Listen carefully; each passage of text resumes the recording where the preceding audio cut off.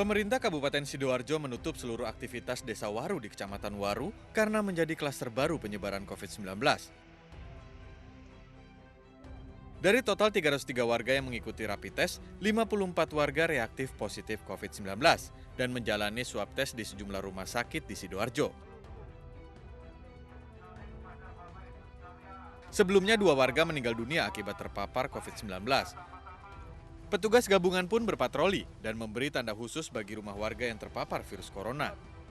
Selain Desa Waru, di Desa Pepelegi juga ada keluarga yang membuka peti mati dan memandikan jenazah anggota keluarganya yang positif corona. Hal ini tentu menjadi perhatian pemerintah daerah. Karena angka penularan COVID-19 di kota Surabaya masih tinggi, serta menghindari biasnya informasi di masyarakat, Pemprov Jawa Timur pun memastikan bahwa pelaksanaan sholat Idul Fitri 1441 Hijriah di Masjid Al-Akbar Surabaya tidak akan digelar. Hal ini sesuai dengan keputusan yang diambil dalam rapat yang digelar di Gedung Negara Gerahadi Surabaya. Kami menyusuli surat kami tanggal 14 Mei 2020 nomor 451-7809/012/2020 sehubungan perihal himbauan kafir takbir dan salat Idul Fitri Masjid Al-Akbar ya. Hanya masjid, kami menyampaikan Masjid Al-Akbar. Karena surat yang kemarin kami sampaikan juga kepada Masjid Al-Akbar. Hingga hari ini jumlah pasien positif di Jawa Timur mencapai 2.377 dengan 222 orang meninggal dunia dan 375 orang sembuh. Pemprov Jawa Timur terus berupaya menekan angka penyebaran corona dengan sosialisasi terkait penggunaan masker dan jaga jarak ketika berada di luar rumah. Tim Liputan iNews melaporkan. Selengkapnya mengenai klaster baru di Jawa Timur, sudah bergabung bersama kami ada Gubernur Jawa Timur Khofifah Indar Parawansa dan Zubairi Yurban, Ketua Satgas COVID-19 ID. Assalamualaikum, selamat sore Ibu Khofifah dan Prof. Zubairi. Ya, assalamualaikum warahmatullahi wabarakatuh. Selamat sore. Baik, saya ke Ibu Khofifah terlebih dahulu. Ibu Khofifah, sebentar lagi umat Islam akan menyambut Lebaran. Ibu, apakah Pemprov Jawa Timur akan memperbolehkan begitu warga untuk sholat Id di masjid? Ya, kami menghimbau dengan sangat untuk melaksanakan sholat Id di rumah masing-masing. Karena hari ini seluruh kabupaten kota di Jawa Timur sudah masuk zona merah. Pada saat di mana ada kerumunan massa, potensial kemungkinan terjadinya penyebaran virus COVID-19 itu tidak bisa dihindarkan. Oleh karena itu, hal-hal yang bisa menghindarkan dari ketidakbaikan itu harus didahulukan daripada melaksanakan kebaikan itu sendiri. Jadi kalau kaidah usul fikihnya Mbak Lofi, darul mafasid muqaddamun ala jalbil masolih. Jadi menghindarkan dari ketidakbaikan atau keburukan itu harus didahulukan daripada melakukan kebaikan. Oleh karena itu, terhadap kemungkinan terjadinya potensi penyebaran virus COVID-19 itu tinggi potensinya jika ada di dalam sebuah kerumunan. Maka ini harus dihindarkan untuk kebaikan, penyelamatan, dan perlindungan dari seluruh warga bangsa ini, terutama yang ada di Jawa Timur. Tapi bentuknya hanya himbauan begitu Bu, bukan dilarang sama sekali ya? Nah, jadi kami juga tadi sudah rakor bersama Forkopimda Kabupaten Kota, kami juga Forkopimda Provinsi, ada Pak Pangdam, Pak Kapolda, Pak Kajati, juga Kabinda. Kami menyampaikan seluruh jajaran 3 pilar di lini paling bawah. 3 pilar lini paling bawah itu kan berarti ada Lurah atau Kades, Babinsa dan Babin Kamtipmas. Kita harapkan mereka 3 pilar ini melakukan konsolidasi di lini terbawah supaya masing-masing bisa tersosialisasikan bahwa hari ini melaksanakan sholat Id di rumah adalah merupakan pilihan yang paling aman, paling terlindungi dari kemungkinan tertularnya penyebaran COVID-19 ini. Oke. Ya. Bu Gubernur, spesifik berbicara soal klaster baru di Sidoarjo. Ini lagi-lagi kaitannya dengan disiplin dan juga literasi masyarakat mengenai bagaimana penanganan jenazah pasien COVID-19. Apa yang terjadi di sana, Bu? Jadi begini, kami 3 hari yang lalu langsung ke Sidoarjo. Jadi jam 10 malam saya dan tim datang ke Pendopo, Pak PLT Bupati, juga Pak Dandim Kapolres, dan Dinkes juga Direktur RSUD Sidoarjo menjelaskan, karena saya bertanya tentang hal yang saya dapatkan informasi apakah betul dan seterusnya. Kita memang menyampaikan bahwa sebetulnya protokolnya sangat jelas. Kalau ini jenazah sudah terkonfirmasi positif dan meninggal di rumah sakit, maka harusnya sesuai protokol dari rumah sakit langsung dibawa ke tempat pemulasaraan jenazah dengan SOP semua yang akan melakukan proses pemulasaraan juga menggunakan APD lengkap. Dan atas hal ini Dinkes juga sudah mengingatkan rumah sakit di mana proses terjadinya pemulangan jenazah ke rumah keluarga, tidak langsung ke tempat pemakaman. Jadi kami langsung koordinasi malam itu juga dengan PLT Bupati dan seluruh Forkopimda termasuk Kepala Dinas Kesehatan dan pimpinan rumah sakit. Tapi apakah informasi tersebut sampai begitu Bu ke warga ini, kenapa jenazah pasien COVID bisa sampai dibawa pulang kemudian bahkan dimandikan begitu? Begini, saya mendengarnya ada proses pemulangan jenazah ke rumah penduduk yang kemudian ada peti mati dibuka dan seterusnya. Nah, ini artinya bahwa kami memang harus melakukan monitoring dan pengetatan kembali. Ini SOP kan sebenarnya ada di rumah sakit nih. Karena meninggal di rumah sakit, menurut protokol mestinya dari rumah sakit langsung dibawa ke tempat pemulasaraan jenazah dengan tim yang menggunakan APD lengkap. Jadi ini yang kemudian kami sudah konfirmasi ke Dinkes. Dinkes katanya juga sudah menegur rumah sakit di mana saya tidak tahu prosesnya mengizinkan atau dipaksa keluarga sehingga jenazah yang sudah di dalam peti jenazah akhirnya kemudian dibawa ke rumah duka dulu, tidak langsung dimakamkan. Jadi hal-hal seperti ini akan menjadi catatan kami. Betapa protokol-protokol itu mungkin sementara saya menganggap semua sudah terkonfirmasi karena sesungguhnya dari Dirjen Yanmed juga tiap hari di rolling berbagai informasi protokol-protokol kesehatan, ternyata di lapangan ada juga yang sempat lolos dan hal ini akhirnya menimbulkan klaster baru. Ya. Oke. Saya ke Prof. Zubairi. Prof, spesifik berbincang mengenai klaster baru di Sidoarjo, apa komentar Anda mengenai kasus ini? Klaster yang memandikan jenazah ya? Betul. Iya, jadi kan kita tahu penularan utama dari COVID-19 ini memang lewat droplet. Artinya melalui batuk, pilek, bersin, bicara.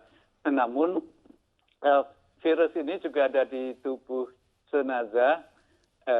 Dan kalau memandikan maka ada risiko virusnya menular ke orang yang memandikan.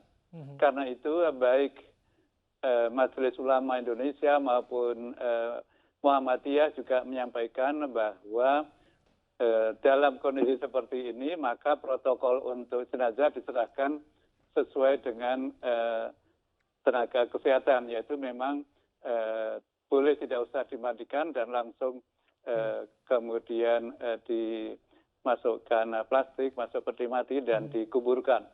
Oke. Jadi memang ada risiko kalau memandikan jenazah. Oke, Prof. Jadi singkat kata bisa dikatakan ada yang abai dalam mengerjakan tugasnya? Iya, tapi mengenai abai ini memang ini bukan yang pertama kali ya. Jadi artinya dalam hal ini tidak bisa 100% disalahkan ke masyarakat.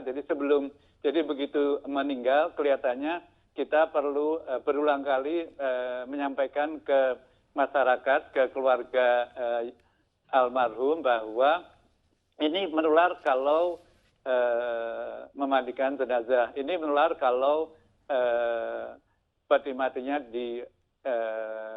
Jadi memang harus bolak-balik. Karena ini bukan yang pertama kali. Dan juga masalah terkait dengan upacara keagamaan ini juga telah berlangsung berkali-kali di Indonesia dan juga di banyak negara lain.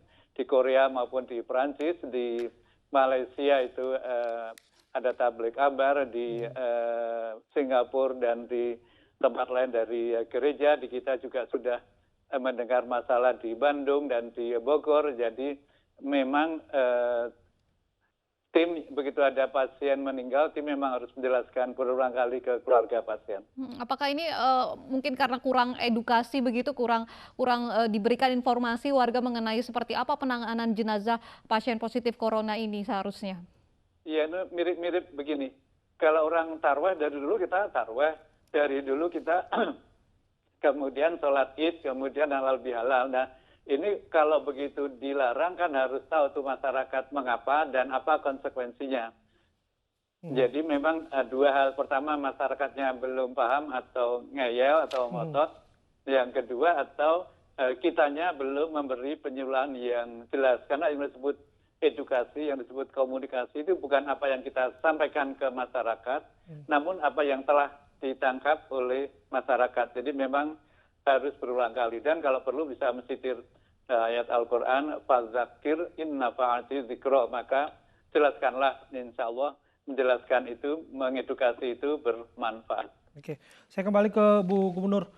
Bu Gubernur, dari kasus jenazah pasien positif corona yang dimandikan di rumah duka ini, jelas ada protokol yang dilanggar di sini. Pertanyaan saya berikutnya, bagaimana tanggung jawab Pemprov untuk memastikan bahwa semua protokol ini dipatuhi? Ya kan kalau bilang kembali ke Undang-Undang Bencana, di PP-nya itu disebut bahwa leading sektor dari proses seperti ini adalah kabupaten kota. Nah, kami sebetulnya mengorganize bagaimana supaya proses-proses yang kita maksimalkan untuk melakukan pencegahan itu bisa kita maksimalkan. Tapi leading sektornya tetap di kabupaten kota. Maka ketika kami mendengar ada peti jenazah yang dibuka, kemudian ada yang di rapid test waktu itu reaktif, malam itu juga saya dan tim langsung ke Pendopo Sidoarjo dan kita minta penjelasan dari tim Forkopimda, Dinkes, dan pimpinan rumah sakit. Tapi jenazah ini sebenarnya bukan dari RSUD Sidoarjo, cuma kita saling cocokkan bagaimana supaya ini tidak terjadi lagi. Jadi koordinasi kami sesungguhnya sangat intensif, tetapi bahwa luasnya area yang harus kami konsolidasikan tentu menjadi sangat efektif kalau semuanya memang seperti Prof. Zubairi sampaikan. Jadi ada proses yang memang tidak sekedar kita menyampaikan, tetapi masyarakat juga memahami. Semua pihak memahami apa yang boleh dan apa yang tidak boleh dilakukan sesuai dengan protokol-protokol kesehatan. Lalu bagaimana Ibu dengan nasib warga di Desa Waru ini yang ditetapkan sebagai klaster baru di Jawa Timur ini sudah Jadi dilakukan? Gini, ya. Jadi saya sudah ketemu 2 kali dengan Pak PLT Bupati Sidoarjo. Ibaratnya di desa itu atau dusun ya, di dusun di mana tempat klaster itu semacam dilakukan isolasi lokal atau lockdown lokal. Jadi parsial lockdown, kira-kira begitulah. Itu sudah langsung dilakukan 3 hari yang lalu, parsial lockdown atau partial isolation di situ. Kemudian saya sudah memberikan akses khusus untuk Sidoarjo karena memang sudah ada analis dan pakar molekuler untuk di swab. Kebetulan reagen kami cukup, langsung bisa diakses di mesin PCR test Rumah Sakit Dr. Sutomo. Karena kecepatan kita melakukan PCR test ini juga akan mudah mendeteksi proses tracing berikutnya. Jadi mulai hari ini tim analis dari Sidoarjo sudah kita berikan akses khusus untuk bisa melakukan PCR test di Rumah Sakit Dr. Sutomo.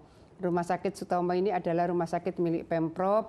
Kebetulan alhamdulillah seminggu belakangan ini kami sudah bisa melakukan PCR test dan kebetulan di Sidoarjo ada analis pakar molekuler yang memungkinkan melakukan sendiri. Jadi kita memberikan akses khusus supaya PCR testnya bisa sesegera mungkin. Kan kita paling butuh waktu paling lama 6 jam. Kita sudah tahu hasilnya. Kalau biasanya ketika mesinnya masih sangat terbatas, menunggu ini bisa 2 minggu. Nah kalau ini bisa 4-6 jam. Ya. Kita sampaikan informasi ini dulu Bu Gubernur, yaitu di Jawa Timur seorang balita berusia 2 tahun kembali dijemput tim medis dari Rumah Sakit Dr. Sudarsono dan Satgas COVID-19 Kota Pasuruan untuk diisolasi. Pasalnya hasil swab terakhir, balita dinyatakan positif corona. Selain itu penjual bakso yang berstatus pasien dalam pengawasan tetap berjualan dan menolak dievakuasi.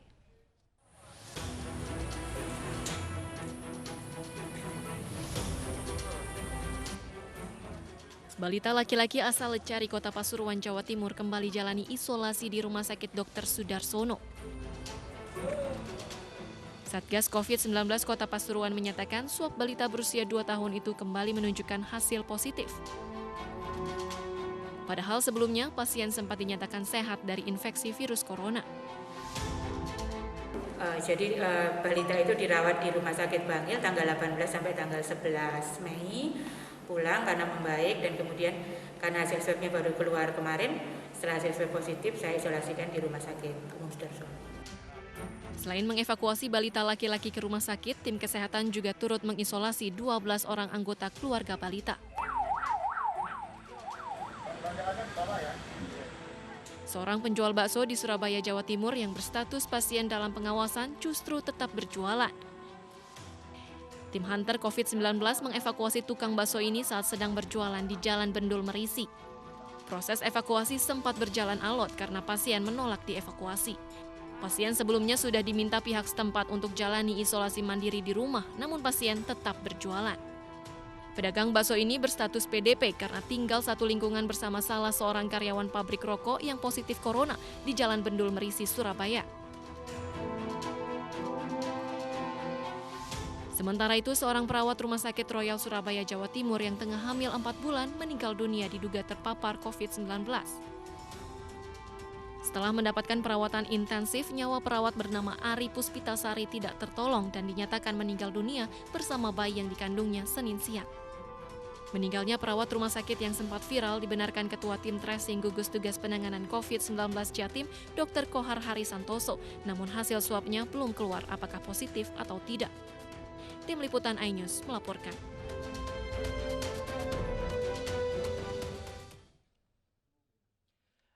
Dari rangkaian peristiwa ini, apa yang ingin dikomentar oleh Bu Gubernur?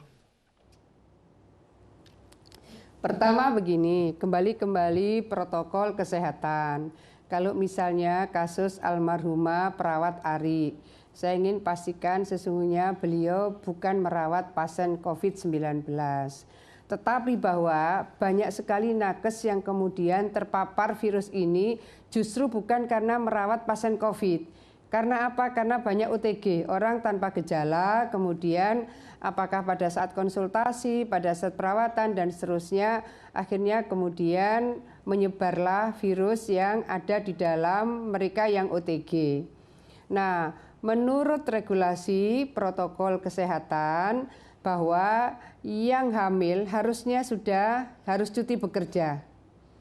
Yang di atas 60 tahun juga harus cuti bekerja. Artinya bahwa tugas-tugas seperti ini memang menjadi penting kembali untuk diikuti. Almarhumah perawat Ari ini kebetulan sedang hamil. Nah, di dalam regulasi mestinya yang sedang hamil harusnya cuti. Artinya ini yang memang harus terus ditertibkan, harus terus dimonitor. Kemudian ya kembali kewenangan ini ada di kabupaten kota, tapi kami tidak berdiam diri karena yang di-refer oleh tim gugus tracing ini adalah koordinator tracing Jawa Timur, Dr. Kohar. Saya memang meminta kita proaktif untuk bisa melakukan apakah tracing, ataukah kita bahkan melakukan rapid test di banyak tempat, melakukan swab di banyak tempat. Nah, berikutnya kaitan dengan pasien balita. Sangat mungkin pada saat kembali dari rumah sakit hasil swabnya belum keluar. Nah, kembali banyak sekali pasien yang kemudian karena gejalanya tidak nampak, demam tidak, batuk tidak, sesak nafas tidak. Ketika gejala-gejala klinis itu tidak nampak, hasil swab belum keluar, maka kemungkinan ini dianggap sudah sehat. Nah, ketika kemudian hasil PCR testnya keluar, maka kemudian diminta untuk dirawat kembali. Saya rasa SOP seperti ini terjadi di banyak titik. Inilah yang menjadi PR kami, kenapa saya juga meminta tambahan mesin PCR test supaya proses swab bisa segera di PCR, supaya hasilnya bisa segera diketahui. Sehingga masing-masing itu lebih berkepastian. Ini betul sehat, ini tanpa gejala, tapi PCR testnya positif. Maka harus lagi menunggu PCR test berikutnya negatif lagi, 2 kali negatif baru bisa keluar dari rumah sakit. Nah, kalau kemudian ada yang PDP kemudian tidak berkenan diisolasi, kasus ini juga rasanya terjadi di beberapa tempat. Kembali memang proses untuk melakukan persuasi kepada masyarakat bahwa ini demi kebaikan mereka, ini untuk kesehatan mereka, ini untuk perlindungan mereka menjadi sangat penting. Pemprov sebetulnya menyiapkan ruang isolasi non positif, jadi yang terkonfirmasi OTG, ODP, dan PDP sebetulnya disiapkan oleh Pemprov di gedung observasi BPSDM Pemprov di Surabaya. Kita juga menyiapkan di Malang dan seterusnya. Saya rasa masing-masing daerah juga menyiapkan ruang-ruang observasi untuk OTG, ODP, dan PDP agar mereka tidak terkonfirmasi menjadi positif, karena memang PDP di Surabaya ini 68% itu potensial terkonfirmasi positif. Oleh karena itu memang sebaiknya PDP ini sudah harus diisolasi supaya membaik, tidak terkonfirmasi positif, justru sebaliknya akan membaik. Ya, saya ke Prof. Zubairi. Prof, bagaimana kemudian protokol yang dilaksanakan oleh rumah sakit, utamanya tenaga medis yang misalnya hamil disebutkan tadi, kemudian juga tenaga medis yang di atas 65 tahun untuk tidak bekerja, untuk bisa menjaga keselamatan diri mereka dari COVID-19? Sebetulnya ada yang pertama untuk yang wanita hamil tentu harusnya jam kerjanya diminimalkan atau untuk sementara selama pandemi COVID ini ya jangan bekerja di rumah sakit yang merawat pasien COVID yang pertama. Namun yang lebih penting untuk mencegah penularan adalah APD yang selalu harus lengkap. Saya lihat di beberapa rumah sakit APD-nya lengkap untuk dokternya, tapi tidak lengkap untuk perawatnya. Saya kira ini kewajiban pemerintah, dalam hal ini kewajiban rumah sakit untuk menyediakan APD yang lengkap untuk tenaga kesehatan, baik dokter maupun perawat maupun cleaning service misalnya, bila memang merawat pasien dengan COVID-19 ataupun pasien PDP. Jadi APD ini yang lengkap tidak bisa ditawar, harus selalu tersedia. Dan itu tidak hanya hari ini, misalnya kemarin di drop sudah banyak sekali oleh pemerintah, namun besoknya lagi, minggu depan tetap memerlukan APD yang baru lagi, karena sebagian APD hanya sekali pakai. Baik. Kita harapkan APD begitu bagi tenaga medis yang langsung berhadapan langsung dengan pasien positif corona ini bisa benar-benar membantu mereka untuk tidak terhindar atau tertular dari virus corona. Terima kasih Prof. Zubairi dan juga Ibu Khofifah. Ada satu lagi melihat klaster-klaster di Jawa Timur. Oke, singkat saja Prof, waktu kita sangat terbatas. Berarti belum waktunya untuk melonggarkan PSBB untuk Jawa Timur dengan klaster-klaster baru ini. Oke, baik, catatan itu akan ditangkap kiranya dari mereka yang mengambil keputusan. Terima kasih sekali lagi Bu Gubernur Khofifah Indar Parawansa, Gubernur Jawa Timur, dan juga Prof. Zubairi dari Ikatan Dokter Indonesia.